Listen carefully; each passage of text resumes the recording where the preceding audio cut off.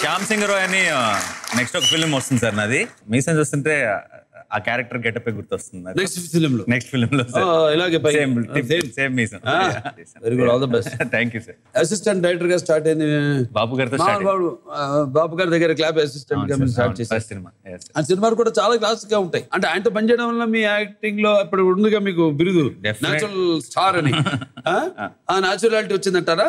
Definite గా చాలా నేర్చుకున్నాను సార్. తర్వాత రాఘవేంద్ర గారి దగ్గర చేశాను, తర్వాత శ్రీనివాట్ల గారి దగ్గర, సురేష్ కృష్ణ గారి దగ్గర, చాలా మంది దగ్గర ఏడీగా చేశాను. కానీ ఖచ్చితంగా బాపు గారి దగ్గర నేర్చుకున్నంత ఇంకెక్కడ నేర్చుకోలేదు. అట్ ద సేమ్ టైం నా మీద పర్సనల్ గా కెరీర్ మీద ఆయన ఇన్ఫ్లుయెన్స్ ఉన్నంత ఇంకెవరిది లేదు. ఇప్పుడు నేను చేశా బాపు గారితో శ్రీరామరాజ్యం. అవును, శ్రీరామరాజ్యం. అదేంటంటే కోయిన్సిడెన్స్ ఏంటో అది మనకి.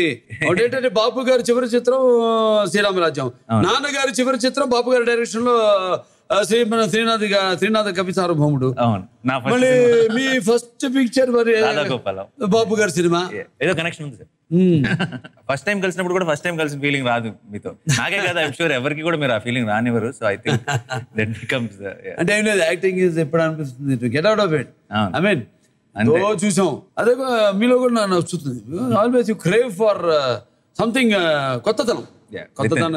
ఎలాగో కొత్తదనం అనుకుంటాం కాబట్టి సరదా చిన్న పని చేద్దాం. అసలు మీరు తెర మీద కనపడే కంటే ముందు కూడా వినపడ్డారు. అదే ఆర్జే నాన్ స్టాప్ నానిగా.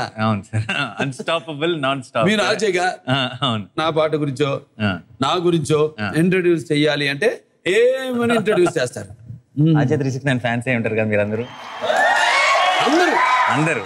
దాంట్లో హలో, మీరు వింటున్నారు non stop Nani. And next రాబోతున్న సాంగ్ ఏంటో చెప్పానంటే మీకు ఆల్రెడీ స్టేడియం నుంచి 6 బయటకు కొట్టిన ఫీలింగ్ ఆటోమేటిక్గా వచ్చేస్తుంది. ఎందుకంటే అది బాలకృష్ణ గారి సాంగ్. బాలకృష్ణ గారి సాంగ్ అంటే జనరల్లీ ఒక ఎనర్జీ ఉంటుంది. అయితే ఈ సాంగ్ సంగీత శ్రీనివాసరావు గారి డైరెక్షన్లో వచ్చిన ఆదిత్య 369లో సాంగ్ కాబట్టి ఇంకా కిక్ వస్తుంది ఈ సాంగ్. ఈ సాంగ్ ఏంటో మీరు ఆల్రెడీ గెస్ట్ చేస్తుండొచ్చు. ఇది సెంచరీలు కొట్టిన సాంగ్. ఇందులో బాలకృష్ణ గారి స్టెప్స్ కానీ, దాన్ని పిక్చరైజ్ చేసిన విధానం కానీ, మనందరికీ అంతగా క్లోజ్ అయిపోయిన సినిమా కానీ, ఇవన్నీ కూడా చాలా స్పెషల్ ఎలిమెంట్స్. కాబట్టి ప్రస్తుతానికి ఈ సాంగ్ వినేసి హ్యాపీగా ఎంజాయ్ చేయండి.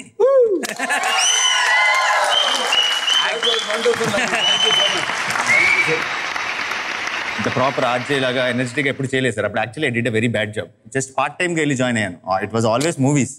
అప్పుడు బాగా మొహమాటం, సిగ్గు, మాట్లాడలేకపోయేవాడిని. వదిలేసారా, తీసేసారా? మానేసా సార్. నాకే అంటే ఇంకా అటు సినిమా లాగుతుంది, కాన్సన్ట్రేట్ చేయలేను. ఒక సారూప్యం ఉంది ఇద్దరిలో. ఇప్పుడు నేను ఇక్కడ సినిమాలు, అటు హిందూపూర్ ఎమ్మెల్యే, ఇటేమో Basavataraka Indo American cancer hospital and research institute chairman. మధ్య మధ్యలో పాటలు పాడుతూ ఉంటాను. నచ్చినా నచ్చకపోయినా నచ్చింది చేసేటో ప్యాషన్. అంతే అంతే, నచ్చింది చేసేస్తే మ్యాజిక్ అయిపోతుంది. మీకు ఎప్పుడు 1% కూడా డౌట్ లేదు కదా? ఏదైనా నమ్మి చేస్తా. Conviction, passion, that's the most important. నా జనం మీద నమ్మకం, నా అభిమానుల మీద, నా ప్రేక్షక దేవుళ్ళ మీద. చిన్న రోల్, ఇంకోటి చిన్న రోల్ ప్లే చేద్దాం. ఎలాంటిది?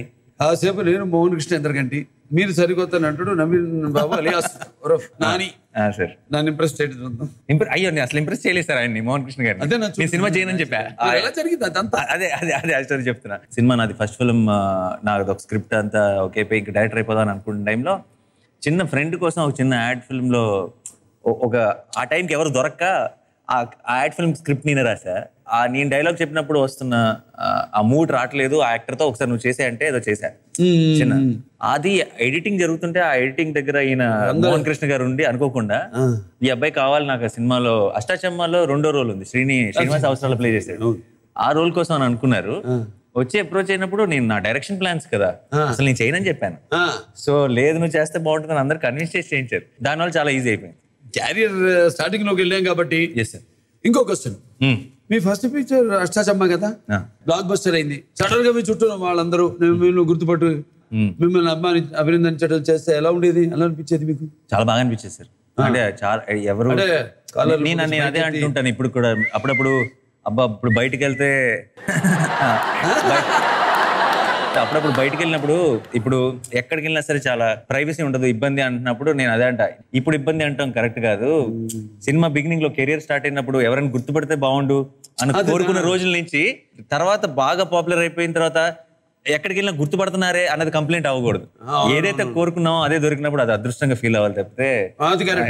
సో ఇప్పుడు సడన్ గా బికాస్ ఏదో ఒక స్టార్టప్ వచ్చిన తర్వాత ప్రైవసీ లేదు అన్నది కంప్లైంటే కాకూడదు.